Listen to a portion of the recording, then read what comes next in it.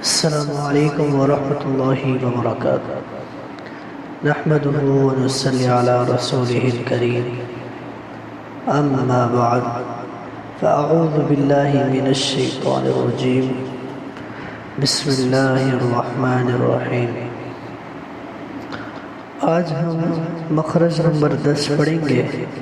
پچھلی ویڈیو میں ہم نے مخرج نمبر 9 پڑھا تھا اور مخرج نمبر 9 لام کا مخرج تھا۔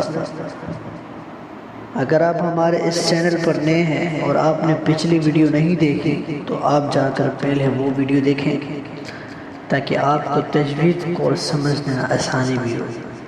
آپ اگر ڈائریکٹ یہیں سے پڑھنا شروع کریں گے تو پھر آپ کے لیے مشکل بھی ہو، تو جا کے شروع سے آپ ہمارے چینل کی تجوید کورس کی سب ویڈیو دیکھیں، اس کے بعد پھر یہ مخرج نمبر 10 کی ویڈیو دیکھیں گا تو آپ کے لیے آسانی بھی ہوگی۔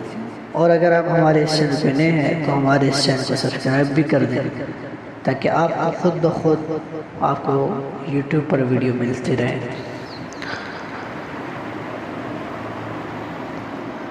مخرج نمبر 10 یہ ہے کہ نون کا مخرج ہے زبان کی سائڈ سے نوک تک کا حصہ۔ زبان کی سائڈ سے نوک تک کا جو حصہ ہے، جب یہ ثنایا رباعی اور انیاب، یہ ثنایا رباعی یعنی دانتوں کے نام ہیں۔ ہم نے پچھلی ویڈیو میں دانتوں کے نام کی بھی ڈیفینیشن کی تھی آپ کو، آپ پہلے اگر بھول گئے ہیں تو ویڈیو واپس دیکھ سکتے ہیں۔